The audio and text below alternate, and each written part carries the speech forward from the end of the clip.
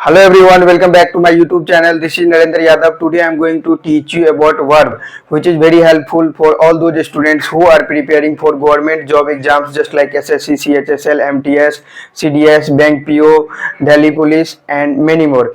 So if you came to watch my video first time, then please subscribe my YouTube channel and hit the bell icon. So let's start.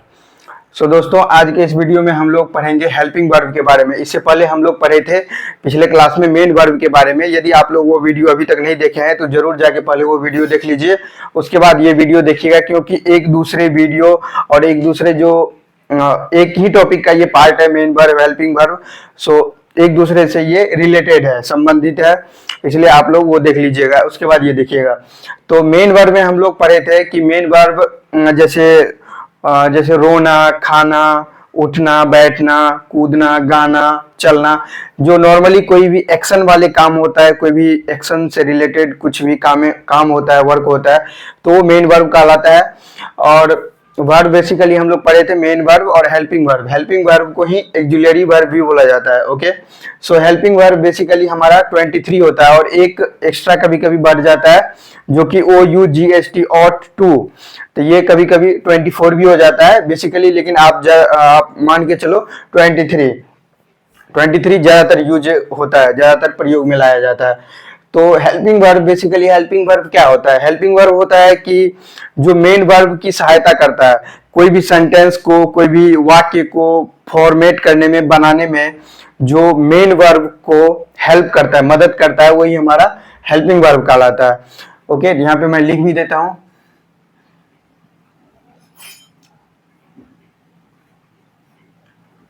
जो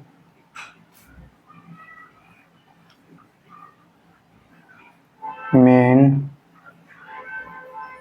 verb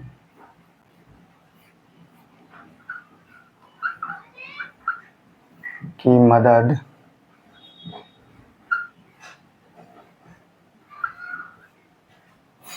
करता है। तो जो main verb की मदद करता है सेंटेंस को फॉर्मेट करने में, और सेंटेंस का एक प्रॉपर मीनिंग भी आना चाहिए, तभी तो एक सही सेंटेंस होगा, तो वो हमारा हेल्पिंग वर्ब हो जाता है। यहाँ तक क्लियर है दोस्तों? और उसके बाद हेल्पिंग वर्ब हो गया। हेल्पिंग वर्ब में मैं आप लोगों को अब एग्जांपल भी 2-4 बता रहा हूँ ताकि आप लोगों को अच्छे से क्लियर हो पाएगा। और फिर हेल्पिंग वर्ब जो होता है बच्चों, हेल्पिंग वर्ब बेसिकली 2 टाइप का होता है।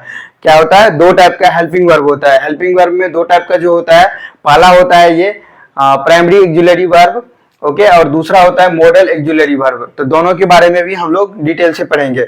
ये जो मैंने आप लोगों को अभी बताया कि 23 जो होता है, 23 जो हेल्पिंग वर्ब होता है, ये दोनों मिला के होता है, तो मैं डिटेल से उसके बारे में बताऊंगा। अब हम लोग आइए चलते हैं, कुछ एग्जाम्पल के माध्यम से समझते हैं हेल्पिंग वर्ब को। जस्ट लाइक एग्जाम्पल हमारा हो गया, just like she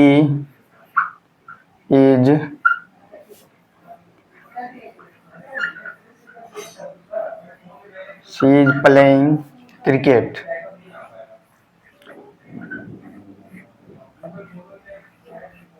she is playing cricket, तो ये हमारा एक एग्जाम्पल हो गया। तो यहाँ पे आप लोग देख सकते हो बच्चों, ये हमारा क्या है बच्चों? ये हमारा सब्जेक्ट है, ओके, और ये हमारा इज है। आप पूछ सकते हो क्वेश्चन, ये यही है हमारा क्या है?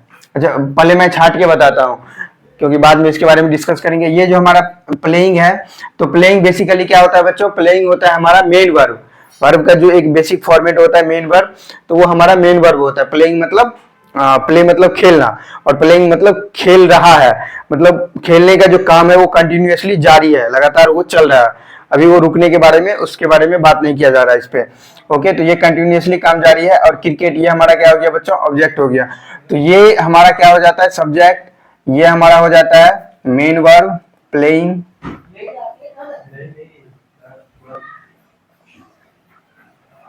ये मेन वर्ब। और ये जो हमारा इज है, ये बेसिकली इस वीडियो के लिए बहुत ही इंपॉर्टेंट है। तो ये हमारा क्या हो जाता है बच्चों? इज। ये हमारा हो जाता है हेल्पिंग वर्ब, जिसे हम लोग ऑक्सिलरी वर्ब भी कहते हैं। तो ये हमारा हो जाता है हेल्पिंग वर्ब।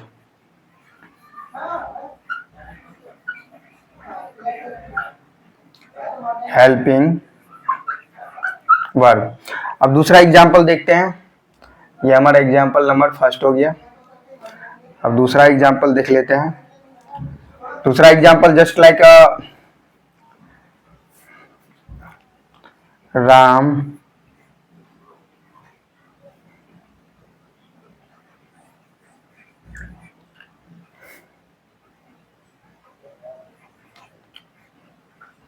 will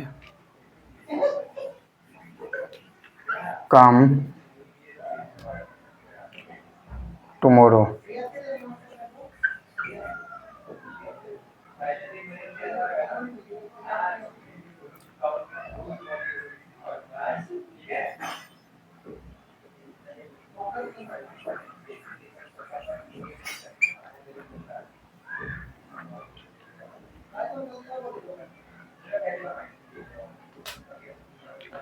नहीं, यहाँ पे ये दूसरा एक सेंटेंस कर दो। Ram will come, Ram will come, Ram आएगा, राम विल कम। तो ये हमारा जो बच्चों, ये हमारा दूसरा एग्जाम्पल है। तो ये इसमें हम लोग समझते हैं, आइए हम लोग समझते हैं कि हेल्पिंग वर्ब और मेन वर्ब क्या होता है। तो बच्चों ये हमारा राम विल कम, इसका मतलब क्या हो गया, राम विल कम, राम आएगा, ठीक है, कभी न कभी आएगा, टुमारो आ सकता है, कल आ सकता है, परसों आ सकता है, वो इसके बारे में यहाँ पे दिया नहीं गया है। तो राम विल कम, तो राम हमारा क्या हो जाता है बच्चों, ये हमारा सब्जेक्ट हो गया, और विल, और यहाँ पे ये हमारा कम है, तो ये कम हमारा क्या हो गया बच्चों, ये हमारा मेन वर्ब हो गया, मेन वर्ब। और ये जो हमारा विल है, शैल विल, ये हमारा हो जाता है बच्चों हेल्पिंग वर्ब।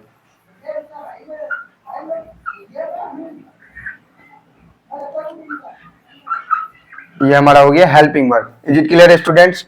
सो अब दूसरे एग्जाम्पल के बारे में और बातें कर लेते हैं।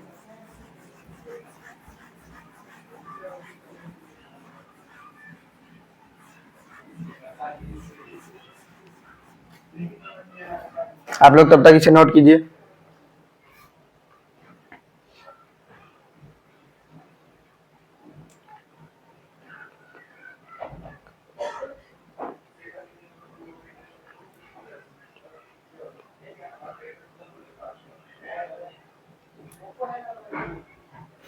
अब दूसरा हमारा एग्जाम्पल है just like he will come tomorrow, he will come tomorrow.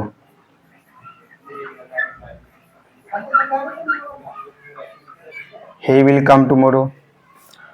और एक एग्जाम्पल है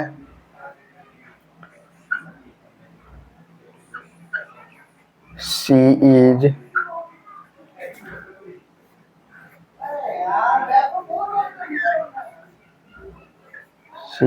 playing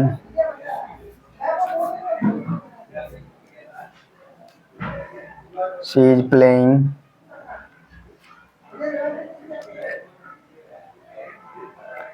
playing game, she is playing cricket और शी इज प्लेइंग गेम, मतलब कोई भी गेम खेल रही है वो। तो ये जो हमारा सेंटेंस है बच्चों, ही विल कम टुमारो, तो ये हमारा जो सेंटेंस है, तो इसमें हम लोग कैसे पहचानेंगे कि कौन सा हमारा मेन वर्ब है, कौन सा हमारा हेल्पिंग वर्ब है। तो ही विल कम टुमारो, इसका मतलब क्या हो गया, वह कल आएगा।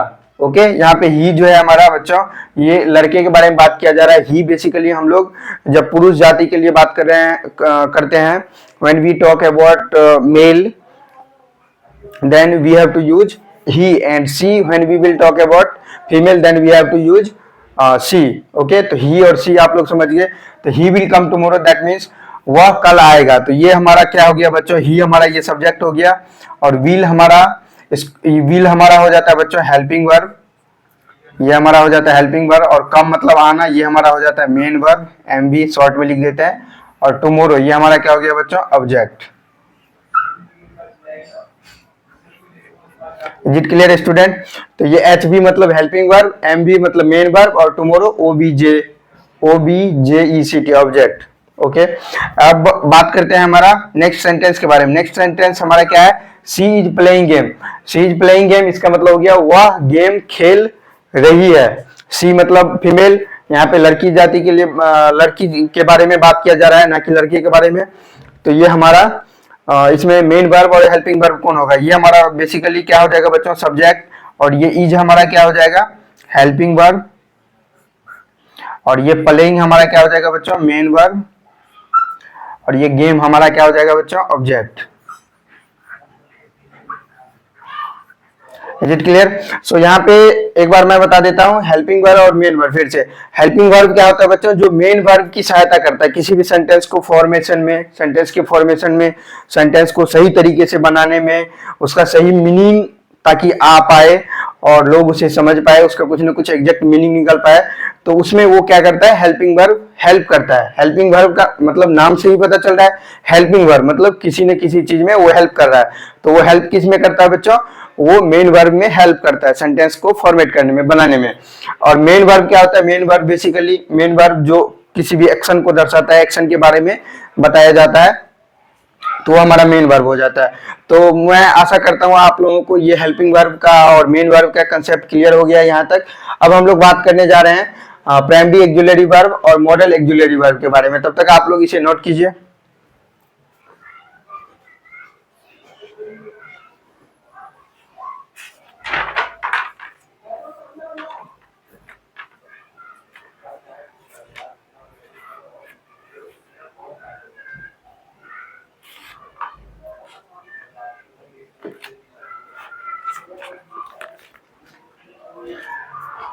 तो अब हम लोग बात करने जा रहे हैं ये प्राइमरी एक्जुलरी वर्ब के बारे में। तो प्राइमरी एक्जुलरी वर्ब ये तीन इसका टाइप्स होता है और तीन टाइप्स का फिर अलग अलग पार्ट्स होता है।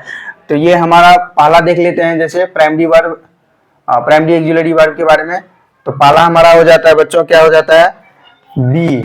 ये बी का एक फॉर्मेट होता है, बी बी। इसमें हमारा आ जाता है बच्चों am is are, am is are, was were, be being, being। और एक हमारा दूसरा फॉर्मेट हो जाता है, वो हो जाता है हमारा हैव।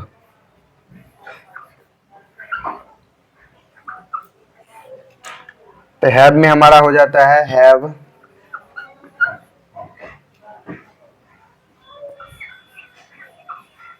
Has, had. और हमारा तीसरा हो जाता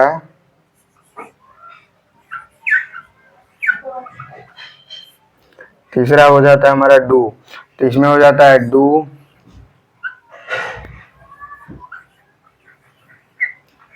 डज, डिड। ठीक है बच्चों? तो यहाँ पे आप लोग देख सकते हो ये जो प्राइमरी एक्जुलरी वर्ब होता है हमारा, ये बेसिकली इसमें तीन टाइप्स में इसमें बांटा गया है, एक बी, हैव और डू। तो बी में क्या सब आ जाता है बच्चों? एम आ जाता है, इज आ जाता है, एम इज आर, उसके बाद वाज वर। तो एम इज आर जो प्रयोग किया जाता है बच्चों, ये इसका जो प्रयोग किया जाता है ये बेसिकली प्रेजेंट टेंस के लिए प्रयोग किया जाता है। कोई भी काम को, कोई भी वर्क को, कोई भी एक्शन को जब प्रेजेंट में हो रहा है, कंटिन्यूसली हो रहा है, या प्रेजेंट से रिलेटेड कुछ भी है, तो उसमें हम लोग इसको यूज करते हैं। और वाज वर्ड का हम लोग यूज करते हैं पास्ट में कोई भी चीज घटना घटित हुआ रहता है, कोई भी चीज इवेंट हुआ रहता है, तो पास्ट से रिलेटेड हम लोग सेंटेंस को उसके फॉर्मेशन में हम लोग वाज वर्ड का यूज करते हैं। और बी, बीइंग, ये भी हम लोग यूज करते हैं बेसिकली प्रेजेंट से ही रिलेटेड, प्रेजेंट और पास्ट में भी रिलेटेड होता है। इसके बारे में हम लोग आगे डिटेल से पढ़ेंगे। और बी, बीइंग, बीन के बारे में। और हैव में ये बेसिकली हो जाता है हैव, हैज और हैड। और डू में जो होता है बच्चों, डू में प्राइमरी एक्जुलरी वर्ब में डू, डज और डिड। बेसिकली यहाँ पे डू और डज का प्रयोग किया जाता है, ये टेंस में प्रयोग किया जाता है, ये सारे टेंस में ज्यादातर यूज किया जाता है। तो जब हम लोग टेंस पढ़ेंगे वर्ब के बाद हमारा अगला टॉपिक टेंस ही होगा, तो उसमें हम लोग डिटेल से पढ़ेंगे। तो डू, डज और डिड। ओके, सो डू और डज और डिड का बेसिकली यूज होता है पास्ट टेंस में, और डू और डज का इसका प्रेजेंट में निगेटिव सेंटेंस के लिए यूज किया जाता है। तो यहां तक क्लियर है?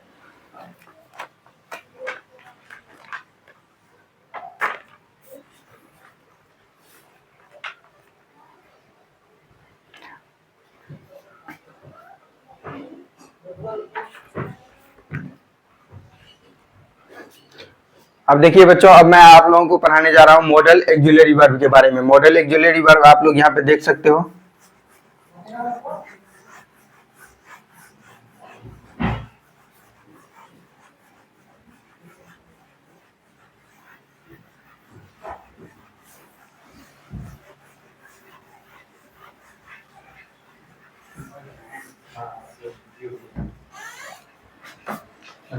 तो क्या तो मॉडल एक्जुलरी वर्ब जो हमारा होता है,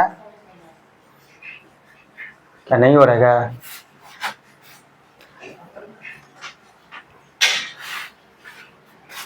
तो अब हम लोग पढ़ने जा रहे हैं मॉडल एक्जुलरी वर्ब के बारे में। तो मॉडल एक्जुलरी वर्ब में इसमें भी डिटेल से हम लोग पढ़ेंगे। इसमें जैसे कोई भी जो काम हमारा होता है उसमें एबिलिटी,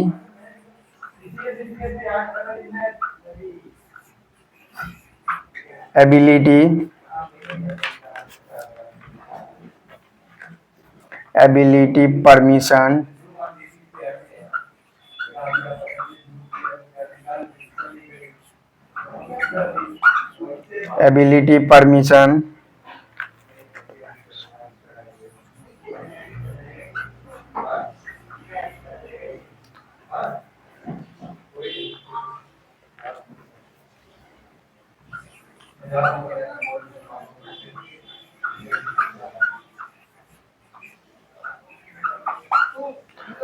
ऑब्लिगेशन के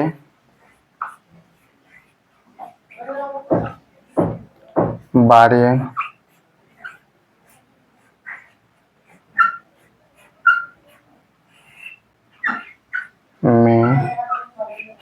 में बताता है। तो एबिलिटी, परमिशन, एडवाइस के बारे में बताता है। तो हम लोग जो बेसिकली मॉडल एक्जुलरी वर्ब में क्या होता है बच्चों, इसमें एबिलिटी मतलब कोई भी चीज, कोई भी काम करने की एफिशिएंसी, एबिलिटी के बारे में बात किया जाता है। और परमिशन, जब हम लोग कहीं भी परमिशन किसी भी आदमी से, किसी भी सीनियर से, या कहीं भी ऑफिस में हम लोग कोई भी काम के लिए जब परमिशन मांगते हैं तो उसमें यूज किया जाता है एडवाइस। एडवाइस मतलब किसी भी आदमी को, किसी भी व्यक्ति को सलाह देने के लिए। ऑब्लिगेशन, किसी भी चीज के अगेंस्ट ऑब्लिगेशन को राइज करने के लिए, उठाने के लिए। इस सब सेंटेंस के, इस सब चीज के बारे में, मैटर के बारे में जब बात किया जाता है तो यूज किया जाता है किसका बच्चों, मॉडल एक्जुलरी वर्ब का। और अब हम लोग जानने और अब हम लोग समझने चलते हैं कि मॉडल एक्जुलरी वर्ब कितने टाइप का होता है।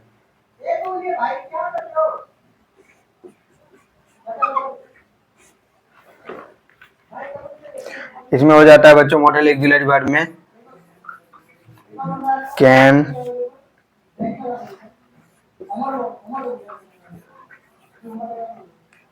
Can, could,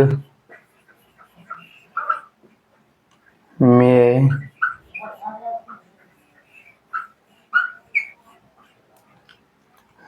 might, must, shell,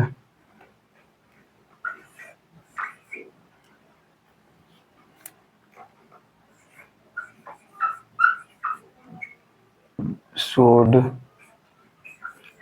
will,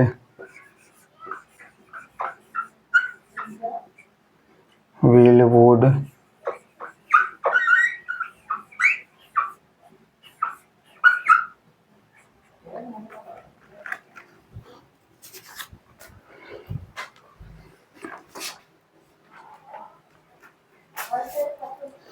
तो बेसिकली बच्चों ये हमारा जो मॉडल एक्जुलरी वर्ब होता है, तो इसमें अभी मैंने आप लोगों को यहाँ तक बता दिया। और ये हमारा कुछ एग्जांपल होता है जो ये मॉडल एक्जुलरी वर्ब के अंतर्गत आता है। Can, could, may, might, must, shall, should, will, would और टू। और मैंने आप लोगों को जो बताया था ये हमारा auxiliary verb, I mean helping verb, ये हमारा बेसिकली 23 ही होता है मुख्यतः, मेनली। लेकिन कभी कभी 24वां जो हमारा होता है ये होता है और टू, और इसका भी कभी कभी यूज किया जाता है। तो आप लोग समझ में आ गया है आप लोगों को यहाँ तक। और आज के इस क्लास को मैं यहीं पे समाप्त करने जा रहा हूँ। और अगले क्लास में, नेक्स्ट क्लास में मैं आप लोगों को जैसे कैन और कुड का हम लोग कब प्रयोग करेंगे, शैल और विल का प्रयोग कब करेंगे, कब और कहाँ कैसे करेंगे, विद एग्जाम्पल के साथ मैं आप लोगों को बताऊंगा।